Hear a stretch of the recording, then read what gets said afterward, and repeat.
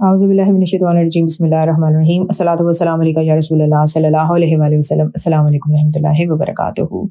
درود شریف پڑھنے والے بہت مشہور بزرگ حضرت سالم رحمۃ اللہ علیہ، جن پر خاص الخاص نظر کرم ہوئی، ان کی بہت مشہور درود شریف کی کتاب انوار الحق کی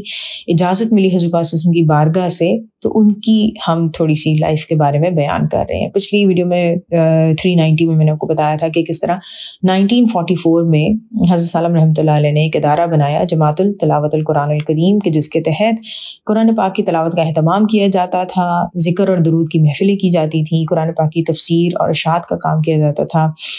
غریب خاندانوں کی مالی کفالت کی جاتی تھی، ضرورت مند لوگوں میں کھانا اور لباس تقسیم کیے جاتے تھے.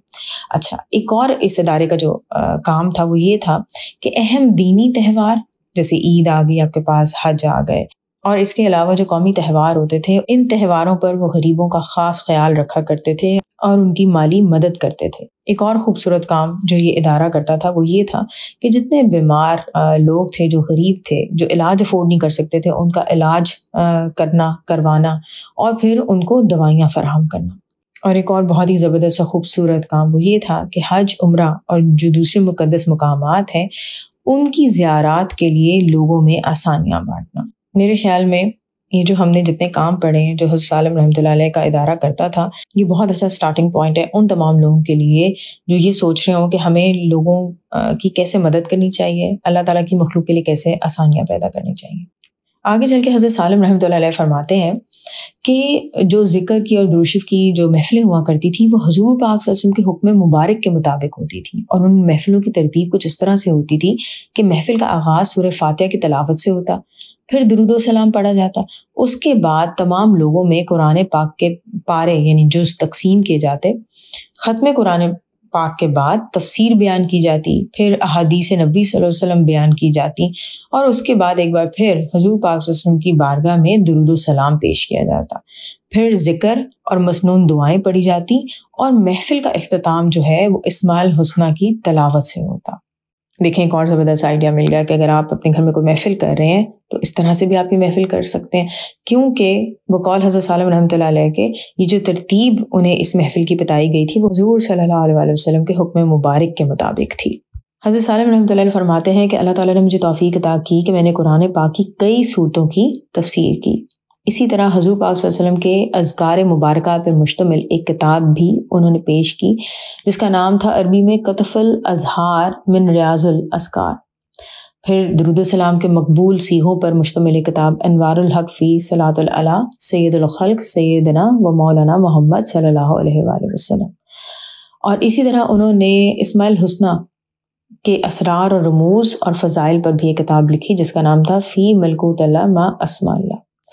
اور ایک اور کتاب جو انہوں نے تحریر کی جو میں نے بتایا تھا کہ ان کی وفات کے بعد پبلش ہوئی تھی، اس کا نام تھا راحت الارواح. اچھا، اب ہم آپ کو حضرت سالم رحمۃ اللہ علیہ کی جو مشہور کتاب ہے درود شریف کے انوار الحق، اس کے بارے میں بتائیں گے. حضرت سالم رحمۃ اللہ علیہ فرماتے ہیں کہ 1948 میں مجھے ایک طویل خواب میں حضور پاک صلی اللہ علیہ وسلم کی زیارت کا شرف حاصل ہوا، اور آپ صلی اللہ علیہ وسلم مجھ سے فرما رہے تھے کہ تو کیا چاہتا ہے؟ میں نے حضور پاک صلی اللہ علیہ وسلم سے عرض کی، یا رسول اللہ صلی اللہ علیہ وسلم، میں چاہتا ہوں کہ آپ ان درودوں پر نظر فرمائے جو میں نے آپ صلی اللہ علیہ وسلم کی شان میں تحریر کیے ہیں. آپ صلی اللہ علیہ وسلم نے فرمایا کہ میں نے انہیں دیکھ لیا ہے. حضرت سالم رحمۃ اللہ علیہ کہتے ہیں کہ چند ماہ کے بعد مجھے دوبارہ حضور پاک صلی اللہ علیہ وسلم کے دیدار کا شرف حاصل ہوا. میں نے آپ صلی اللہ علیہ وسلم سے ان درود پاک کی اشاعت یعنی ان کی کتاب کو پبلش کرنے کی اجازت طلب کی، جس پر آپ صلی اللہ علیہ وسلم نے فرمایا کہ ان کو شائع کر دو. حضرت سالم رحمۃ اللہ علیہ نے انوار الحق کتاب کے آخر میں قصۃ الصلوات کے نام سے ایک پورا چیپٹر لکھا ہے جس میں انہوں نے انوار الحق کتاب کا بیک گراؤنڈ بتایا ہے، آنے والے سالوں میں اس کتاب کے جو ڈیفرنٹ ایڈیشنز شائع ہوئے ان کی تفصیل بھی بتائی ہے. تو انشاءاللہ وہ بھی میں آپ سے بیان کروں گی، وہ بھی بہت خوبصورت سفر بیان کیا گیا ہے. لیکن اس کو بیان کرنے سے پہلے میں آپ کو حضرت سالم رحمۃ اللہ علیہ کی اسماء الحسنہ پر جو مقبول اور بابرکت کتاب ہے فی ملکوت اللہ ما اسماء اللہ، اس کے بارے میں بتاتی ہوں کہ حضرت سالم رحمۃ اللہ علیہ اپنی اس کتاب کے بارے میں کہتے ہیں کہ یہ کتاب میرے 20 سالہ غور و فکر کا نتیجہ ہے، اور یہ وہ کتاب ہے کہ جس کی اشاعت کا حکم خود رسول پاک صلی اللہ علیہ وسلم نے فرمایا. حضرت سالم رحمۃ اللہ علیہ کہتے ہیں کہ 20 شعبان 1374 ہجری یعنی 13 اپریل 1955 میں مجھے خواب میں حضور پاک صلی اللہ علیہ وسلم کی زیارت کا شرف حاصل ہوا۔ میں نے عرض کی یا رسول اللہ صلی اللہ علیہ وسلم مجھے اس کتاب کی اشاعت کی اجازت فرمائیں، جس پر رسول پاک صلی اللہ علیہ وسلم نے کتاب کی اشاعت کی اجازت فرماتے ہوئے ارشاد فرمایا کہ اللہ تعالیٰ کہ اسماء مبارکہ کو شائع کر دو۔ اسی طرح حضرت سالم رحمۃ اللہ علیہ کی ایک اور کتاب راحۃ الارواح جو ان کی وفات کے بعد شائع ہوئی، یہ کتاب بھی جب مکمل ہو گئی تھی تو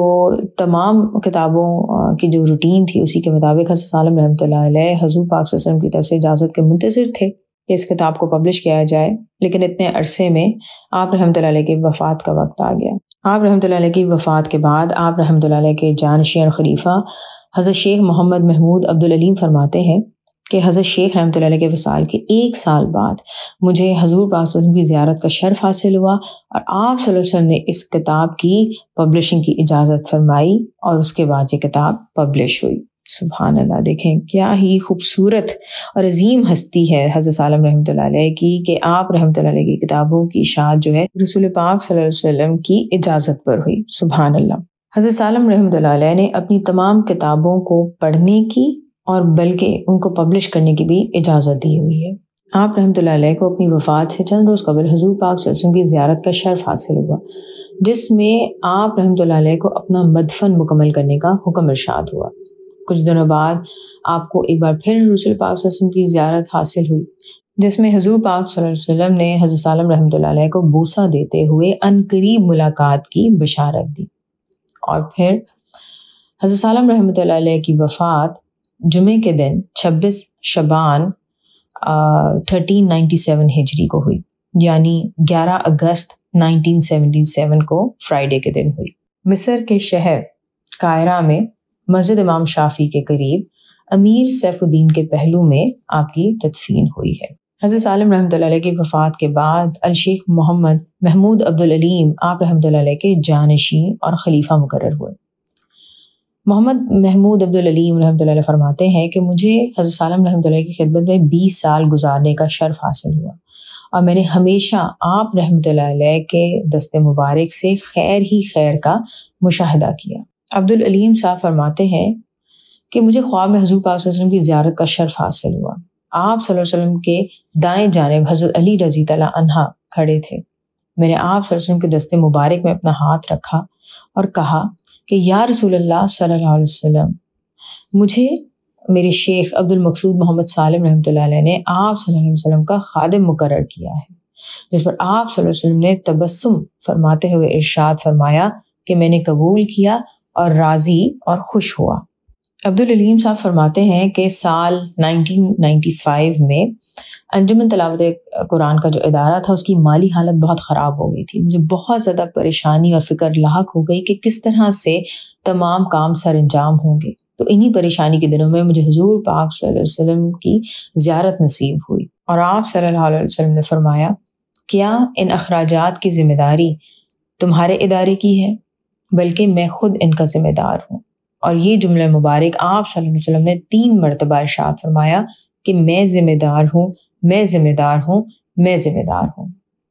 حضرت شیخ محمود عبدالعلیم فرماتے ہیں کہ اس خواب کے بعد چاروں طرف سے خیر و برکت کے دروازے کھل گئے، اور جتنی ہماری ضرورت تھی اس سے بڑھ کر رسول پاک صلی اللہ علیہ وسلم نے ہمیں عطا فرمایا، اور ہماری تمام پریشانیاں حل ہو گئیں۔ حضرت عبدالعلیم صاحب فرماتے ہیں کہ میں نے ایک کتاب بنام سیدنا محمد رسول اللہ صلی اللہ علیہ وسلم تحریر کی، جس کی تکمیل پر مجھے رسول پاک صلی اللہ علیہ وسلم کی زیارت 1999 میں حاصل ہوئی، جس میں آپ صلی اللہ علیہ وسلم مجھ سے فرما رہے ہیں عالم الشیخ عبدالعلیم، تو میں نے جواب دیا